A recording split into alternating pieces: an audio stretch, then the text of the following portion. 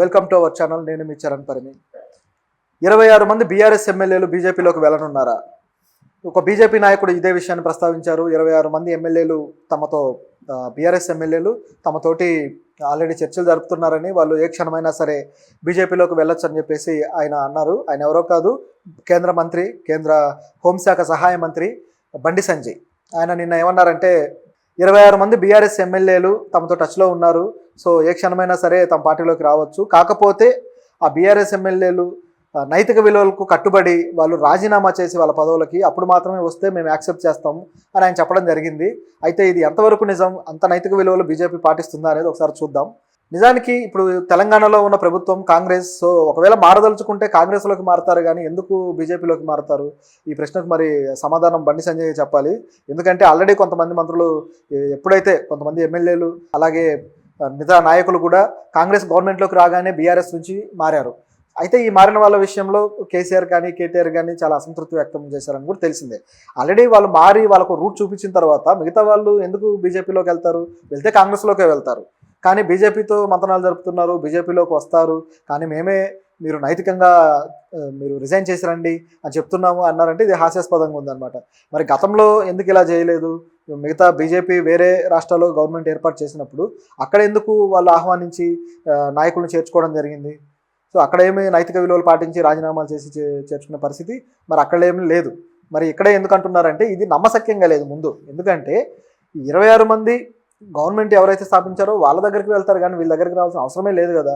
ఇది మొదటి పాయింట్. ఇక రెండోది, బీజేపీ అంత నైతిక విలువలు పాటించి రాజకీయం చేస్తుందా ఈ నాయకుల విషయంలో, పార్టీల విషయంలో అనేది చూస్తే కూడా మనకు అనుమానం రాక తప్పదు. ఎందుకంటే మహారాష్ట్రలో శివసేనను చీల్చి బీజేపీ ఆధ్వర్యంలో బీజేపీ బలంతో కొత్త శివసేన ఏర్పాటు చేసి వాళ్ళు అధికారంలోకి వచ్చారు. ఆ తర్వాత మళ్ళీ ఆ శివసేన ఆ పదవికి రాజీనామా చేసి తర్వాత బీజేపీ నుంచి నాయకుడిని సీఎంని చేశారు, ఇప్పుడు ఆ ఫడ్నవీస్ కానీ వీళ్ళు. సో దీన్ని గమనించినప్పుడు మనకు తెలిసిపోతుంది కదా బీజేపీ ఎలా చీలుస్తుంది, ఎలా నాయకుల్ని కలుపుకుంటుంది. ఒక పార్టీకి క్రమశిక్షణ లేకుండా తమ మిత్రపక్షాలనే చీల్చి కలుపుకోగలిగే కెపాసిటీ ఉన్నది. పైగా గవర్నమెంట్ స్థాపించడానికి మరి వాళ్ళు అంత మొగ్గు చూపారు. వాళ్ళు ఎవరో రాజీనామాలు చేయలేదే. ఎవరైతే ఈ శివసేన చీలిన తర్వాత బీజేపీతో పొత్తు పెట్టుకున్న వాళ్ళు, సో వీళ్ళెవరు రాజీనామాలు చేయలేదు, పైగా గవర్నమెంట్ ఏర్పాటు చేశారు. అలాగే ఈ ఈడీల విషయంలో కూడా, ఈడీ సిబిఐ దాడుల విషయంలో కూడా బండి సంజయ్ రియాక్ట్ అవ్వడం జరిగింది. మేము నిజాయితీగానే ఈ ఈడీ సిబిఐ దాడులు చేస్తున్నాయి, అవి స్వతంత్ర సంస్థలు, ఆ దాడులతోటి బీజేపీకి ఎటువంటి సంబంధం లేదు అని చెప్పి ఆయన చెప్పడం చూస్తుంటే గురిగింజలాగా అనిపిస్తుంది అన్నమాట. సామెత ఉంది కదా.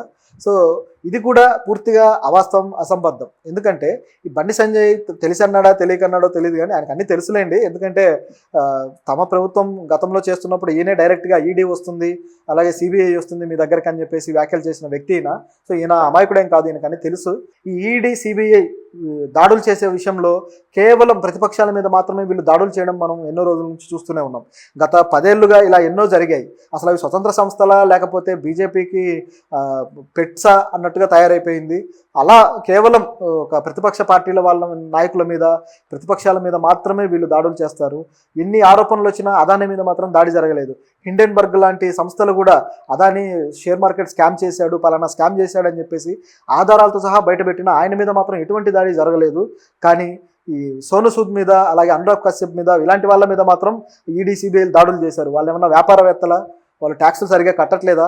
కానీ వాళ్ళు బీజేపీ మీద ఏదో ఒక వ్యతిరేకంగా ట్వీట్ చేయడమో లేదా బీజేపీ చేసే యాక్టివిటీస్కి వాళ్ళు రియాక్ట్ అవ్వడమే తప్పైపోయింది. వాళ్ళ మీద మాత్రం దాడులు జరిగాయి. అలాగే ప్రతిపక్షాల మీద ఎన్నో జరిగాయి.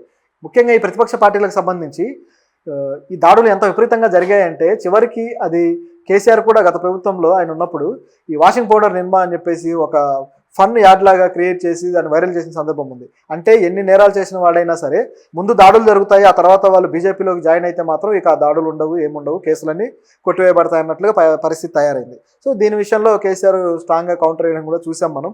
మరి ఇవన్నీ బండి సంజయ్కి తెలియదా అంటే ఆయనకు తెలియకేం కాదు, ఏదో వాగాలి కాబట్టి వాగినట్టు తప్పితే అంతకుమించి ఏం లేదు. గతంలో అసలు ఎంతమంది ఎన్ని పార్టీల నుంచి ఈ కేసులు ఎదుర్కొన్నారో చూస్తే టీడీపీ నుంచి సుజనా చౌదరి కావచ్చు, అలాగే టీడీపీ సీనియర్ నాయకుడు రాజ్యసభ సభ్యుడు సీఎం రమేష్ కావచ్చు, అలాగే బెంగాల్లో ముకుల్ రాయ్ కావచ్చు, అలాగే సువేందు అధికారి తృణమూల్ కాంగ్రెస్ నుంచి, ఆయన తృణమూల్ కాంగ్రెస్లో మమతా బెనర్జీకి ఎంతో సన్నిహితుడు, కానీ ఆయన మీద కూడా ఇలా దాడి జరగడం, తిరిగి ఆయన బీజేపీలోకి వెళ్ళడం ఇవన్నీ మనం చూసాం. అలాగే ఈ విధంగా అన్ని రాష్ట్రాల్లోనూ ఈ విధంగా జరుగుతూ వచ్చాయి. సో ఇది మరి ఈ నాయకులకు కనపడదా మరి ఏంటో తెలియదు, కానీ ఆయన ఇలాంటి వ్యాఖ్యలు చేస్తూ వచ్చారు. సో ఇదంతా కూడా అంత కన్సిడర్ చేయాల్సిన విషయమేం కాదు, ఇదంతా కొట్టిపడాల్సిన విషయమే. నిజానికి ఎమ్మెల్యేల జంపింగ్ ఏదైతే ఉందో ఇలాంటి విషయంలో భయపడాల్సింది బీజేపీనే. ఎందుకంటే బీజేపీ నుంచి ఎంపీల జంపింగ్ అనేది ఒకటి ఉంది.